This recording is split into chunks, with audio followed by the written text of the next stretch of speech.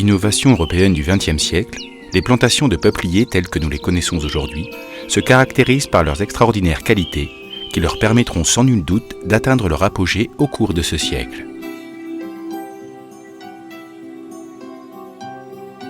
Gardiennes des fleuves et de la qualité de leurs eaux, ces plantations forestières produisent un bois de haute qualité, parfaitement adapté pour répondre aux besoins du monde en cette matière première, et offrent de nombreux avantages à la société en général, ainsi qu'aux personnes vivant à proximité.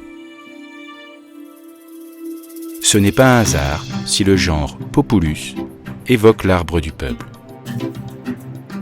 De nombreuses régions d'Espagne jouissent des conditions optimales pour la plantation de peupliers. En effet, les peupleraies ont besoin de beaucoup de lumière, d'eau et de terrains alluviaux pour se développer.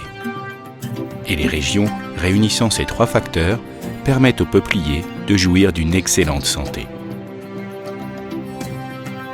À titre d'exemple, la sécheresse estivale et les fortes gelées hivernales de la région de Castille et Léon empêchent le développement de maladies et d'épidémies.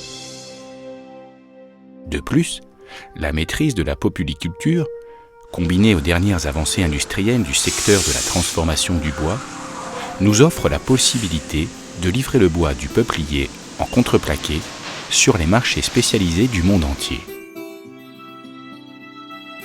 Depuis le début des années 90, la culture du peuplier en Espagne et en Europe n'a eu cesse de se développer afin de répondre à l'augmentation de la demande en ce bois. L'Espagne compte 137 000 hectares de peupleraies. Avec ses 85 000 hectares, à savoir plus de 60% de la culture espagnole de peuplier, la communauté autonome de Castille et Léon occupe la première place en termes de superficie de plantation de cet arbre. Et celle-ci pourrait être doublée compte tenu des caractéristiques du terrain, des possibilités du marché et de sa rentabilité. Seule la volonté de l'ensemble des agents impliqués suffirait pour que cet objectif devienne une réalité. Les estimations indiquent que l'Espagne compte quelques 100 000 populiculteurs et que l'industrie associée représente près de 11 000 emplois.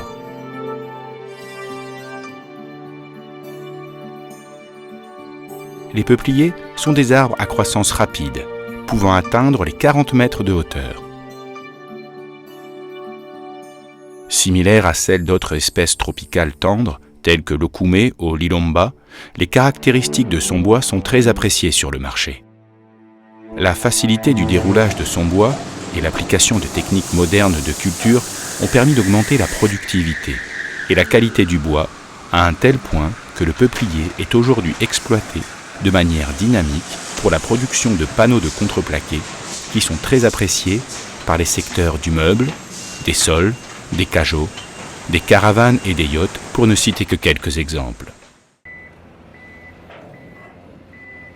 Même les déchets de moindre valeur des peupleraies, les branches, et de l'activité industrielle associée, les copeaux, sont récupérés et représentent 40% de la production. Une partie est utilisée par l'industrie des panneaux et de la cellulose, tandis que l'autre est destinée au secteur de la production d'énergie.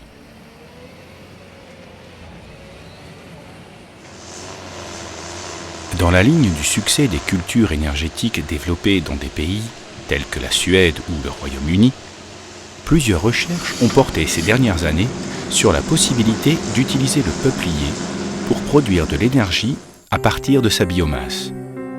Les changements dans la politique des subventions accordées au secteur des énergies renouvelables ont toutefois rendu ce projet irréalisable.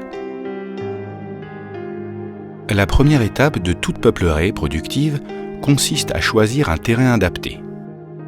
Les plantations de peupliers préfèrent des sols alluviaux, profonds, homogènes, au pH modéré et bien irrigués, et se situent généralement à proximité de la zone d'influence d'un cours d'eau.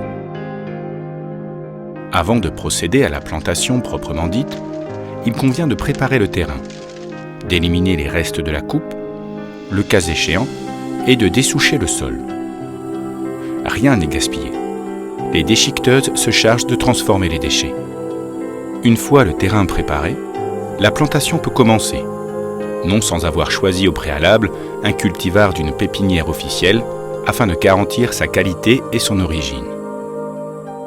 Beaupré, I214, MC, Unal et Raspalge sont quelques exemples des cultivars les plus courants en Espagne.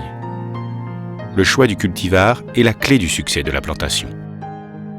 Les densités de plantation généralement utilisées sont de 6 par 6, à savoir 278 peupliers par hectare.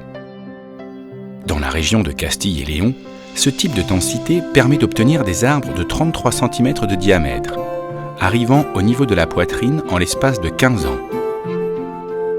À savoir des arbres offrant près d'1 mètre cube de bois pour le déroulage. La vue aérienne des lignes perpendiculaires permet de déterminer le marquage de la parcelle.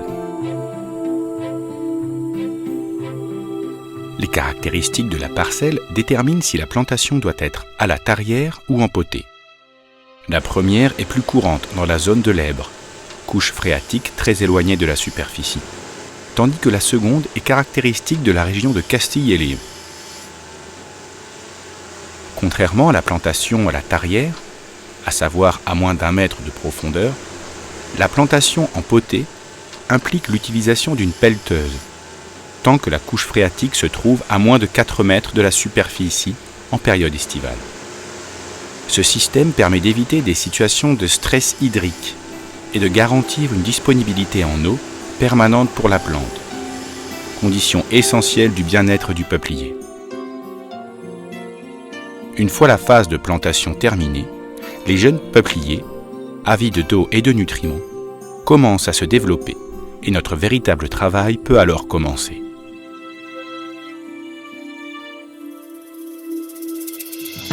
Réalisé au printemps et en été, le disquage permet d'éviter l'apparition d'incendies et d'éliminer toutes les espèces pouvant faire concurrence aux peupliers.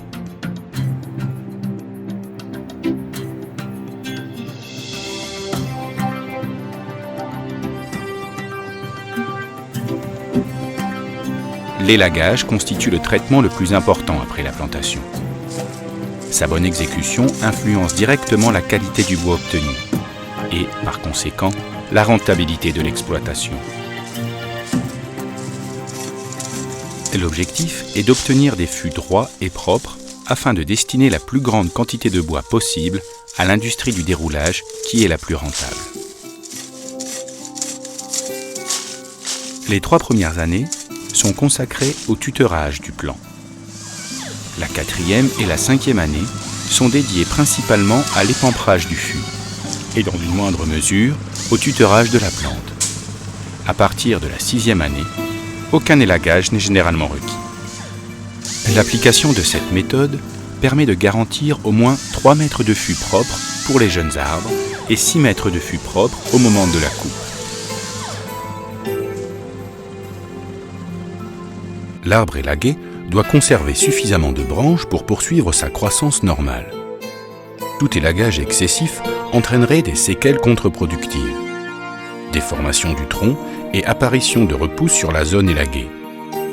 Il est généralement conseillé de préserver au moins 2/3 des branches. En réponse aux élagages, le peuplier tente d'équilibrer sa superficie foliaire en faisant pousser des bourgeons gourmands sur son tronc, qui doivent être éliminés afin d'éviter une diminution de la qualité du bois.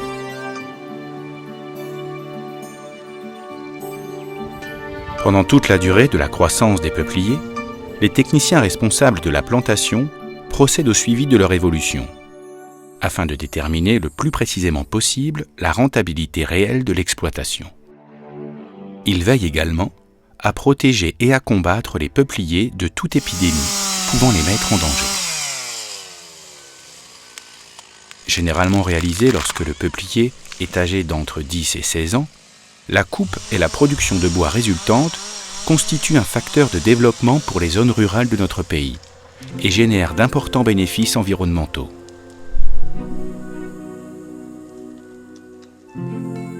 Mais cette espèce n'est pas exclusivement destinée à la production de bois. La physiologie et la croissance rapide du peuplier lui ont permis de participer à différentes expériences de restauration d'habitat. À proximité de l'eau, en harmonie avec la forêt qui se développe de manière naturelle, Cette plantation de peupliers à croissance rapide configure les rives tout en facilitant le laminage des crues. Les profondes racines de ces peupliers parfaitement alignés fixent non seulement la terre des rives, mais ils filtrent et absorbent également les engrais charriés par les eaux des cultures agricoles avoisinantes et évitent les effets néfastes de l'eutrophisation de nos fleuves. Le jour viendra où ils seront coupés et destinés à l'industrie du bois ou transformés en énergie.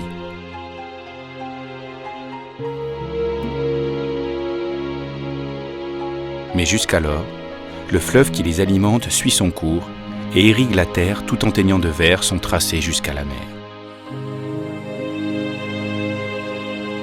La populiculture est devenue un vecteur de développement des zones rurales. Notre pays dispose de terrains propices à la plantation et au développement de peupleraies capables non seulement de produire du bois de qualité, mais aussi de jouer, tout au long de leur croissance, un rôle de forêt protectrice.